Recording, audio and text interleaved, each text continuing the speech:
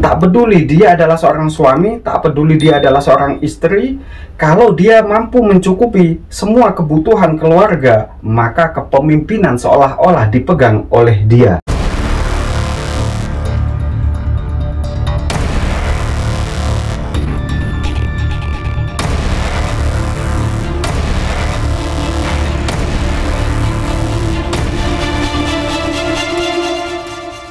Assalamualaikum warahmatullahi wabarakatuh. Sahabat-sahabat saya yang saya cintai, selain hukum agama, ada hukum yang tak tertulis namun seringkali digunakan, dipraktekkan dalam sebuah rumah tangga. Ketika kita berumah tangga, maka kadang kita mengacu hukum agama untuk diimplementasikan di dalam keluarga kita. Namun yang sering terjadi prakteknya itu yang kita terapkan adalah hukum alam. Mau Anda mengakui atau tidak, lebih sering manusia menggunakan hukum alam daripada hukum agama. Sahabat-sahabat saya yang saya cintai, hukum alam adalah hukum yang diciptakan oleh seorang manusia, di mana hukum ini mengikuti situasi dan kondisi. Tergantung siapa yang menjalani dan tergantung keadaannya bagaimana. Misalnya, sesuatu yang tidak diperbolehkan oleh agama, tapi karena kepepet, maka secara hukum alam, sesuatu yang tidak diperbolehkan ini menjadi boleh dalam hukum alam. Sahabat-sahabat saya yang saya cintai, saya ingin membeberkan bahwa ada beberapa hukum alam di dalam rumah tangga yang seringkali dipraktekkan, dan ini jarang sekali disadari oleh orang-orang. Mungkin saja Anda adalah salah satu orang yang tidak memahami ini.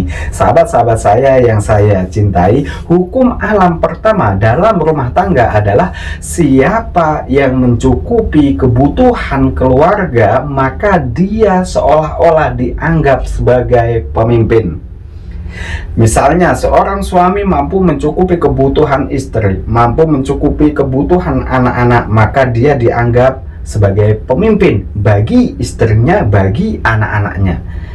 Namun, apabila yang mencukupi semua kebutuhan keluarga adalah si istri, maka secara hukum alam, suami akan nurut terhadap istri. Anak-anak akan menganggap bahwa segala sesuatu sesuai keputusan si ibu, bukan si ayah. Jadi secara hukum alam, siapa yang mampu mencukupi kebutuhan keluarga, maka dialah yang memegang kendali di dalam rumah tangga tersebut. Bahkan bukan hanya seorang ayah dan ibu, anak yang statusnya masih anak dan belum menikah, kalau dialah yang mampu mencukupi semua kebutuhan keluarga ini misalnya saja, maka anak ini secara tidak langsung dia derajatnya akan dianggap sebagai pemimpin di dalam rumah tangga tersebut. Maka segala sesuatu keputusan itu tergantung anak ini. Biasanya ini adalah hukum alam. Sekali lagi saya katakan, ini bukan hukum agama, tetapi hukum alam, di mana hukum alam ini seringkali dipraktekkan oleh banyak orang. Sahabat-sahabat saya yang saya cintai, hukum alam kedua dalam rumah tangga adalah jika pasangan suami dan istri dia sama-sama mempunyai penghasilan yang seimbang, yang kurang lebih sama, maka kepemimpinan di dalam rumah tangga itu 50-50. Seorang suami tidak sepenuhnya mengontrol keadaan rumah tangga, harus ada persetujuan dari istri. Begitupun istri tidak bisa semena-mena memutuskan segala sesuatu kecuali mendapatkan persetujuan daripada suami. Ini adalah hukum alam, di mana ketika dua orang sama-sama menghasilkan sesuatu, maka dua orang inilah kepemimpinannya 50-50, 50-50. Jadi tidak ada yang berat sebelah. Sahabat-sahabat saya yang saya cintai, hukum alam ketiga adalah ketika seorang istri dia mampu mencukupi semua kebutuhan keluarga, ketika seorang istri dia seolah-olah sudah diangkat menjadi pemimpin di dalam rumah tangga, maka seorang istri dia sulit untuk nurut terhadap suami. Seorang istri dia cenderung rewel dan membangkang terhadap perintah-perintah suami.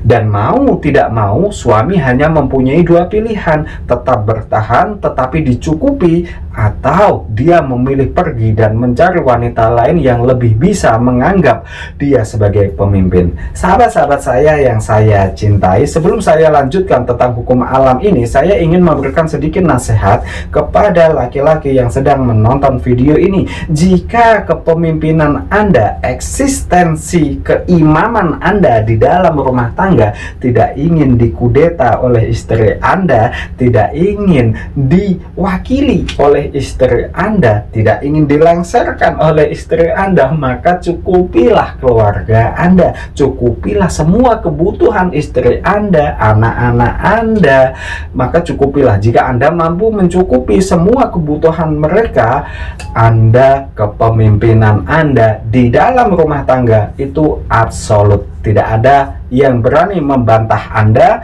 Kalaupun ada yang tidak setuju dengan Anda, mereka akan mengungkapkannya dengan secara baik-baik, dengan sopan, dan mereka akan tetap menghormati Anda. Ingat ya, bahwa di dalam rumah tangga, siapa yang mampu mencukupi kebutuhan keluarga, maka dia adalah pemimpin dan dialah yang memegang kendali.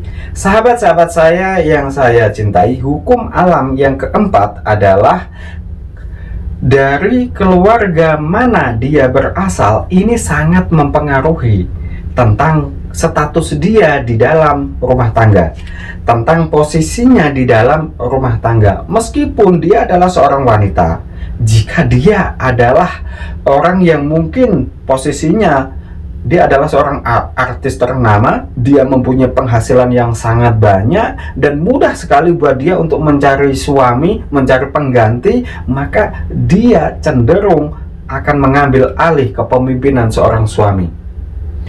Misalkan dia juga adalah seorang keturunan raja, sementara sang suami adalah mantan ajudannya, maka suami ini nggak bisa berbuat banyak atas kepemimpinannya.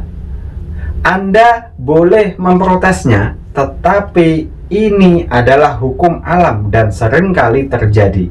Makanya di dalam hukum agama itu disarankan ketika kita menikah, maka disarankan untuk kufu. Kufu itu artinya adalah sejajar, setidaknya seimbang.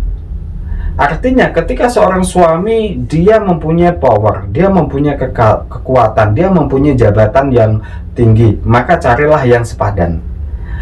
Dan ketika seorang suami adalah rakyat yang biasa, maka carilah jodoh yang sepadan. Ini efeknya apa? Ya seperti ini, supaya hukum alam tidak terjadi. Yang terjadi adalah hukum agama. Suami meskipun sejelek apapun dia, serendah apapun pendidikannya, suami adalah imam.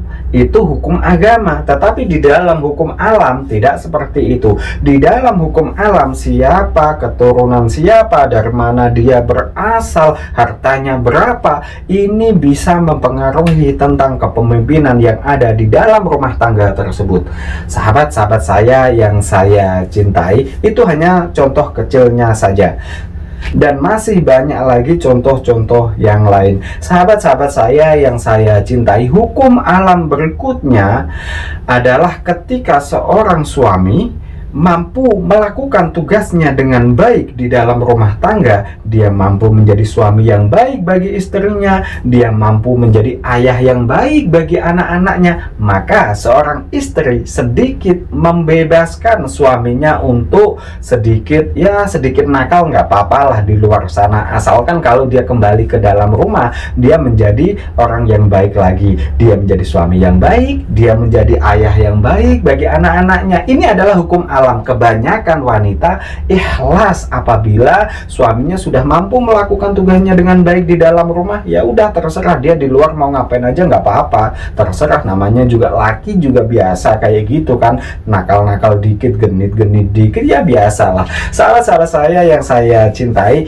itu hanyalah sedikit dari sekian banyak hukum alam yang terjadi di dalam rumah tangga. Semoga membuka wawasan Anda jika Anda, eksistensi Anda sebagai seorang suami tidak ingin dikudeta, tidak ingin dilengsarkan oleh istri Anda, maka tetaplah berjuang, bekerja keras, dan hasilkanlah banyak uang supaya hukum alam tidak terjadi di dalam rumah tangga. Anda tetap menggunakan hukum agama. Semoga bermanfaat. Cukup sekian. Wassalamualaikum warahmatullahi wabarakatuh.